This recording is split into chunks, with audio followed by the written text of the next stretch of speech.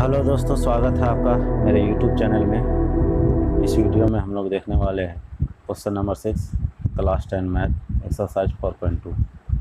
Question दिया हुआ है, एक कुटीर उद्योग एक दिन में कुछ बर्तनों का निर्माण करता है। एक विशेष दिन ये देखा गया कि प्रत्येक नग की निर्माण लागत रुपयों में उस दिन के निर्माण किए गए बर्तनों की संख्या के दोगुने से 3 अधिक थी। यदि उस दिन की कुल निर्माण लागत 90 रुपया थी तो निर्मित बर्तनों की संख्या और प्रत्येक नग की लागत ज्ञात कीजिए। तो इस क्वेश्चन को हल करने के लिए हम उस दिन निर्मित बर्तनों की संख्या को मान लेते हैं। तो माना उस दिन निर्मित बर्तनों की संख्या बराबर x। आगे क्वेश्चन में कह रहा है कि एक विशेष दिन ये देखा गया कि प्रत्येक नग की निर्माण लागत रुपयों में उस दिन के निर्माण किए गए बर्तनों की संख्या के दोगुने से 3 अधिक है।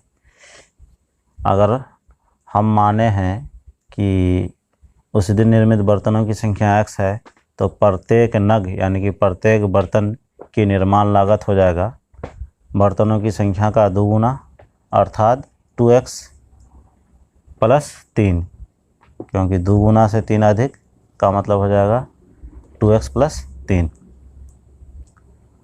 फिर आगे दिया हुआ है कि यदि उस दिन की कुल निर्माण लागत 90 रुपया थी तो निर्मित बर्तनों की संख्या और प्रत्येक नग की लागत ज्ञात कीजिए।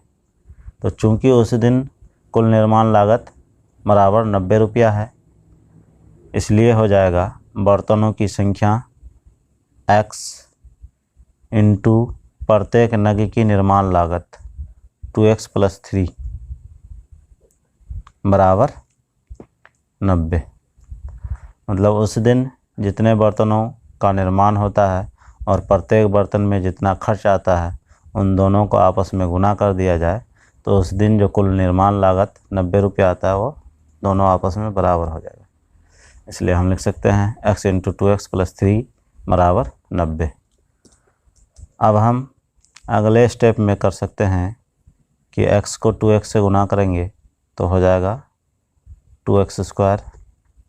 फिर x को +3 से गुना करेंगे तो हो जाएगा 3x बराबर 90। अब दोस्तों हम अगले स्टेप में ऐसा करते हैं, 2x² लिखते हैं, फिर +3x को एज इट इज़ रख देते हैं और 90 को अगर हम बाएं तरफ ले आते हैं बराबर के तो यहाँ 90 प्लस में है, इसलिए बाएं तरफ जब आएगा तो वो माइनस में बदल जाएगा और दाहिने तरफ कुछ नहीं रहेगा अर्थात 0 हो जाएगा। अब इसको हम मध्य पद को विभक्त करने की विधि द्वारा हल कर सकते हैं। इसके लिए x² वाला टर्म और अचर पद यानी कि -90 को गुना करके देखना है। तो x² के साथ 2 भी है और -90 दोनों को गुना करते हैं तो हमको कुछ इस तरह से मिलेगा 2x² इंटू -90 बराबर मिल जाएगा -90 दूनी 180 x²।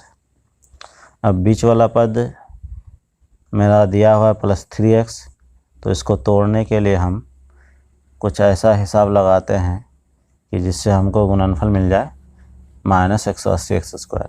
इसके लिए हम 180 को लेते हैं और उसका अभाज्य गुणनखंड करते हैं। अभाज्य गुणनखंड करेंगे तो 2 × 9 = 18, 90 हो जाएगा, 45 दूनी 90। फिर आगे बढ़ेंगे तो 15 × 45, फिर आगे बढ़ेंगे तो हो जाएगा 3 × 5 = 15। यहाँ पर हम ग्रुपिंग कर सकते हैं 3 × 5 का, जो हमको देगा 15, और दूसरा ग्रुप बनेगा 2 दूनी 4, 4 तिया 12 का। 15 को 12 से गुना करेंगे तो 180 हो जाएगा और 15 से 12 घटेगा तो 3x हो जाएगा, अर्थात 3x के बदले में लिखा जा सकता है 15x - 12x, क्योंकि 15 और 12 आपस में गुना होकर के हमको -180 देगा और x गुना होकर के हमको मिल जाएगा -180x²। तो अगले स्टेप को हम इस तरह से लिख सकते हैं, 2x² एज इट इज़ उतर जाएगा और 3x के बदले में हम लिख सकते हैं +15x -12x -90 बराबर 0। अब अगले स्टेप में हम 2x² और 15x में कॉमन लेंगे। तो 2 का टेबल में 15 नहीं आता है, इसलिए यहाँ कोई भी नंबर कॉमन में नहीं आएगा। अब रहा x, तो x यहाँ भी है, यहाँ भी है, x को कॉमन लेंगे तो यहाँ रह जाएगा 2x² के पास रह जाएगा मेरा 2x और +15x के पास रह जाएगा मेरा x निकल जाने पर +15। फिर उसी तरह से यहाँ पर हम -12x और -90 में कॉमन ले सकते हैं। तो कॉमन लेने के लिए अगर देखा जाए तो यहाँ 2x है, यहाँ पर भी 2x + 15 होना चाहिए। इसलिए हम ऐसा करते हैं कि 6 का टेबल में 12 आता है और 15 6 के 90, 6 का टेबल में 90 भी आता है। तो इस तरह से हम -6 कॉमन लेंगे तो यहाँ पर रह जाएगा मेरा 2x -6 × 2x हो जाएगा -12x और -6 को अगर हम +15 से अगर गुना करें तो हो जाएगा 15 6 जा -90 बराबर 0। अब हम अगले स्टेप में यहाँ से x और यहाँ से -6 को एक साथ ले सकते हैं, x -6 और अगला हो जाएगा मेरा गुणनखंड 2x + 15 = 0। अब हम क्या कर सकते हैं, x -6 को 0 के बराबर मान सकते हैं।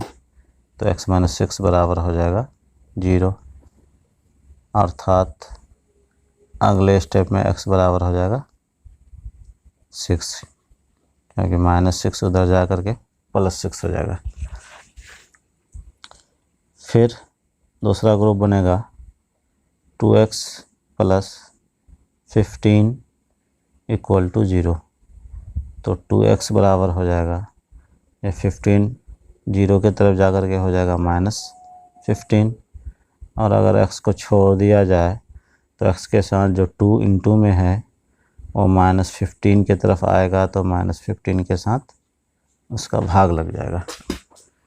x का 2 वैल्यू यहाँ पर मिल रहा है हमको, x बराबर 6 और x बराबर -15। तो अगर देखा जाए तो चूँकि बर्तनों की संख्या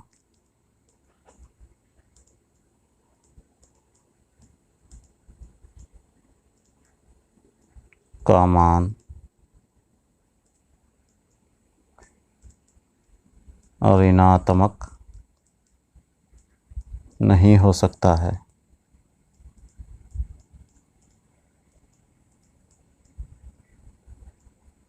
इसलिए x बराबर -15/2 अमान्य होगा।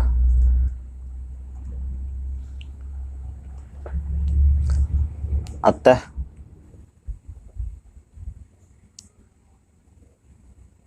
उस दिन निर्मित बर्तनों की संख्या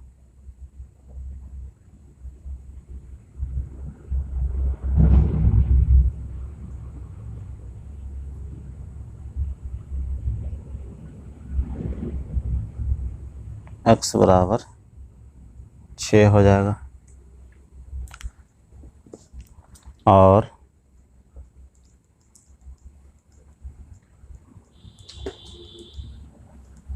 प्रत्येक नग की लागत